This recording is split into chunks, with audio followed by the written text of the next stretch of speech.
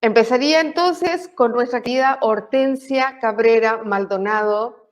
No solamente voy a leer su biografía antes de empezar, quiero decirle que fue la encargada de la edición, de la corrección, de todos los pósters del Congreso. La verdad, estamos muy, muy agradecidos. Y ahora hay un comentario en YouTube. A ver si alguien un momento, antes de decir, Saya Malcavian dice, hola, hola, hola Saya. Y entonces voy con nuestra querida Hortensia, agradecidas de nuestra parte, técnica, nivel superior, trabajo social, maestra y representante, estilo defensa personal y directora Organización Internacional de Artes y Marciales y Defensa Personal del FEN. Gracias, Carmen. Gracias, compañera. Me siento muy feliz de estar aquí acompañándolas en este proceso de poder conversar sobre sororidad y género.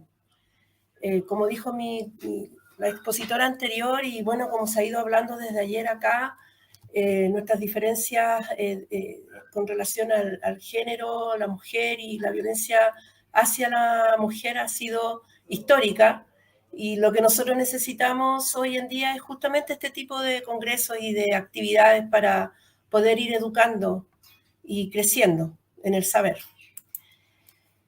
Bueno, como dijo Carmen, yo soy escritora en la revista, soy maestra de artes marciales ya de poco más de 45 años de trayectoria.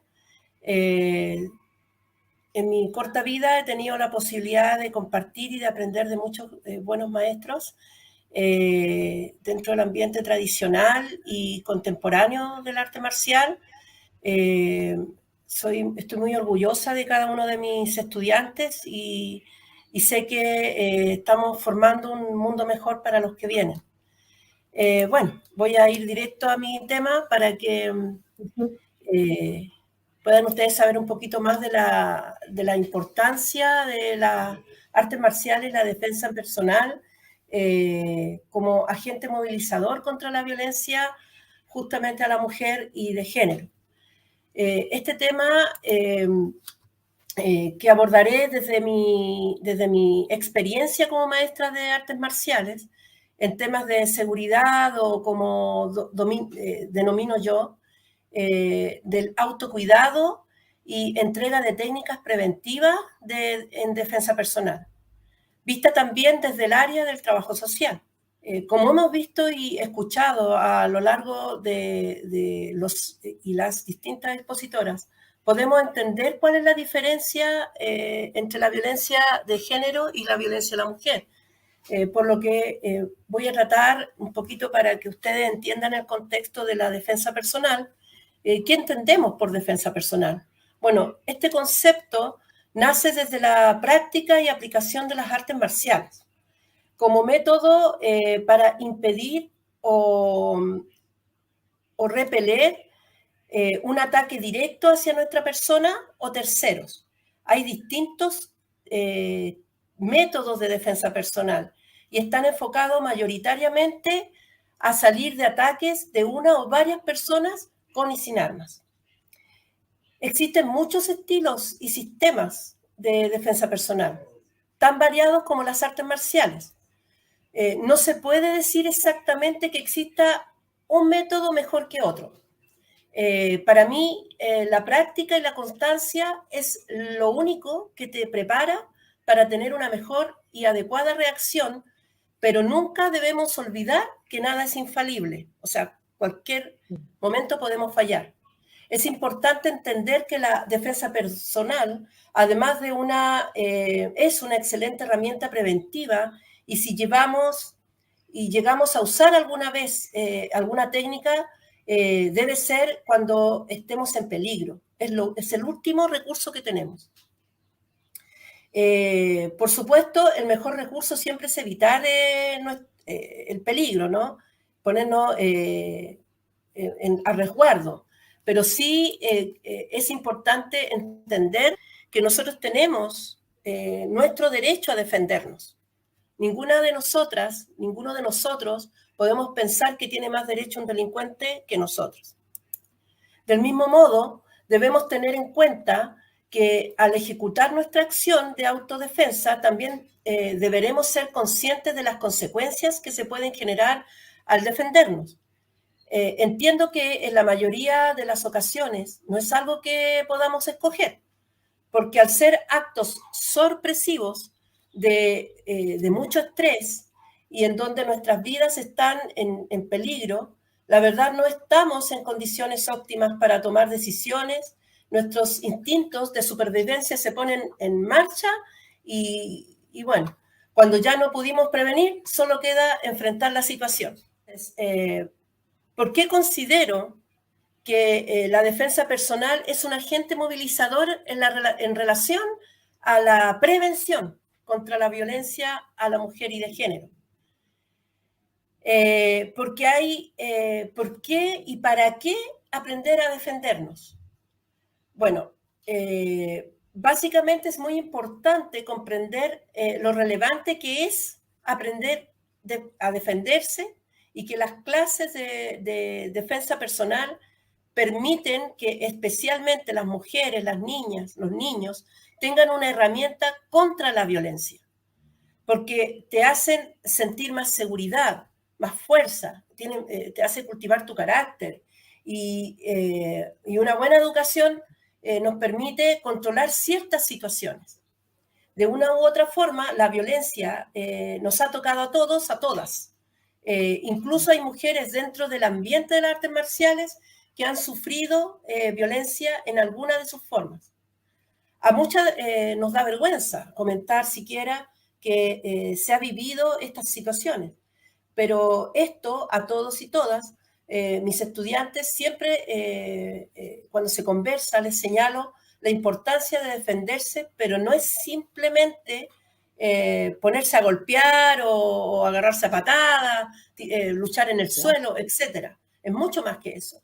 Implica que puedas identificar qué es una agresión y que puedas identificar la violencia en tu vida y que sepas en qué momento salir de allí. Es saber cómo actuar y por qué. Cuando ya no hay salida, estamos en la situación sumergidos, debemos confiar en nuestro instinto, debemos ponernos a disposición de todo lo que hemos practicado y entender la ley de la legítima defensa. En muchos países es peor incluso que en Chile. Defenderse es tan castigado como cometer un delito, o nos toca enfrentar a la violencia institucional. Debemos equilibrar las cosas. Ojo, con esto que claramente no fomento la violencia, pero sí nos encontramos en una situación que se nos esté golpeando o nos sentimos desesperados, desesperadas, y nuestra acción será instintiva, ¿cierto? No intencionada. Es que en ese momento estamos en peligro en nuestras vidas, deberemos usar la violencia contra la persona que nos propinó esos golpes o nos agredió. Eso es legítima defensa. Hay que tener claro que es válido muchas veces y tenemos que saber que nuestra vida no vale menos que la de otras personas. Con mayor razón, si es ese otro quien me está golpeando. Entonces, ¿cómo sorteamos la sensación de vulnerabilidad?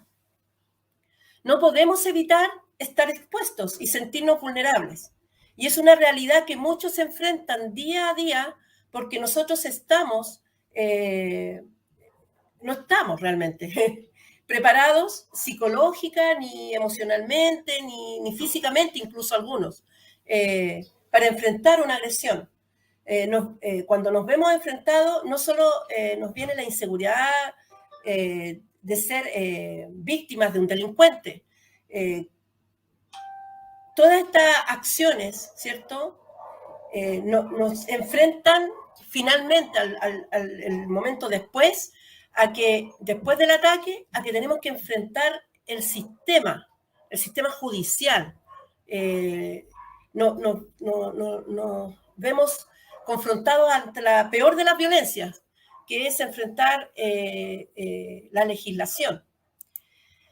En muchos países del mundo, lo increíble es que existiendo esta ley, se logre aplicar con éxito en la justicia, cuando se trata de dar prioridad a la víctima por sobre, o sea, debiera ser así, por sobre los victimarios. Lo engorroso y complejo de los procesos muchas veces hacen que las víctimas terminen desistiendo, por lo que han llevado a que muchos y muchas, en estos casos, ¿cierto?, sea por producto de violencia callejera o intrafamiliar, termine en nada, ¿cierto? Que finalmente la violencia a la mujer o de género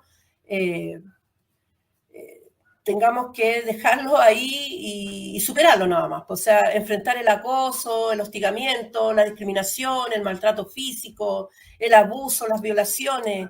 Incluso muchas veces nosotros hemos sido testigos de las noticias cuando hablan de los femicidios.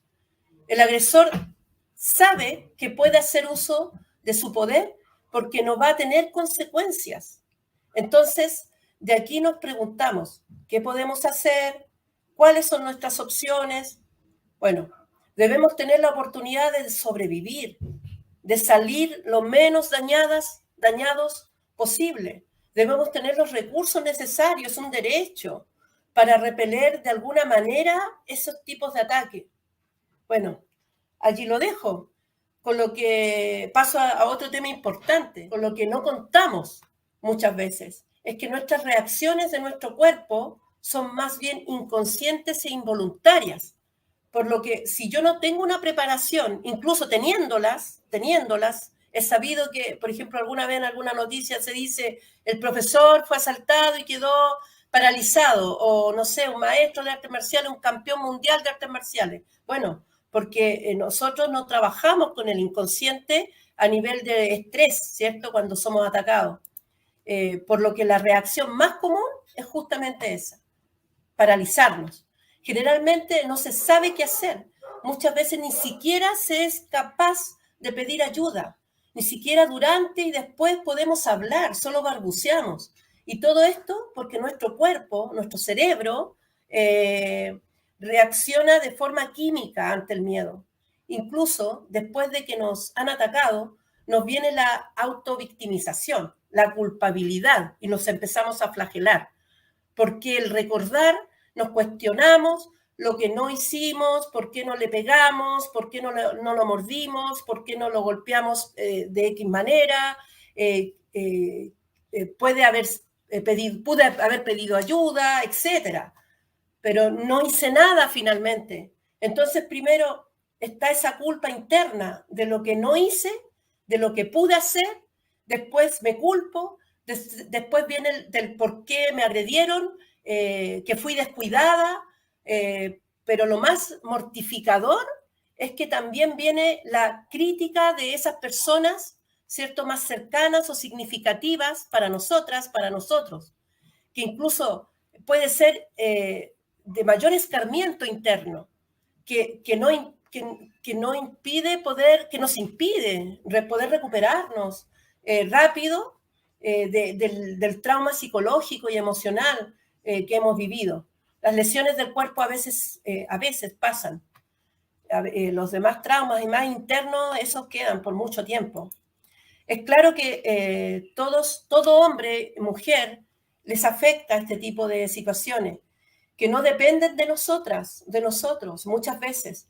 Sin embargo, debemos considerar que nosotras como mujeres no solo tenemos que lidiar con todo lo que anteriormente he señalado, sino que nosotras mismas nos sentimos vulnerables y tenemos interiorizada la creencia que somos frágiles, menos fuertes y que necesitamos de alguien que nos proteja. Simplemente por el ser mujer no podemos. Entonces, esta creencia la que hace es limitar aún más este sentimiento de vulnerabilidad. Es por esto que no nos damos cuenta que también al aprender actividades como el boxeo, el arte marcial, cualquiera de ellas en general, ¿cierto? Y por sobre todo aprender a defendernos adecuadamente nos permite mejorar nuestra autoestima, la visión que tenemos de nosotras mismas, de nosotros mismos. pero por sobre todo nos permite estar preparados y depender lo menos posible de terceros. De esta manera también hacer sentir seguros a aquellas personas que nos rodean, que nos aman y que nos permitan, ¿cierto?, realmente vivir la libertad. Para mí la resignificación es muy importante en este proceso. Sin lugar a duda he podido comprobar en mi trayectoria, en mi proceso de enseñanza, al compartir con mis estudiantes lo importante de la enseñanza y la práctica de las artes marciales, por todo lo que los mencioné. Tener los tips que se hablan aquí en los artículos de la revista que he podido expresar, pueden leerlo ahí para que tengan técnicas preventivas. Y bueno, recuerden las redes de apoyo. Disculpa, me va a tomar un segundo más. Las redes de apoyo son súper importantes. No podemos nosotros pensar que estamos solos en el universo. Tenemos amistades, tenemos familia, aunque sean uno, pero tenemos familia. Tenemos los vecinos, están las instituciones. Tenemos que conocer esas instituciones. Es como una gran tela de araña que se va tejiendo alrededor de nosotros.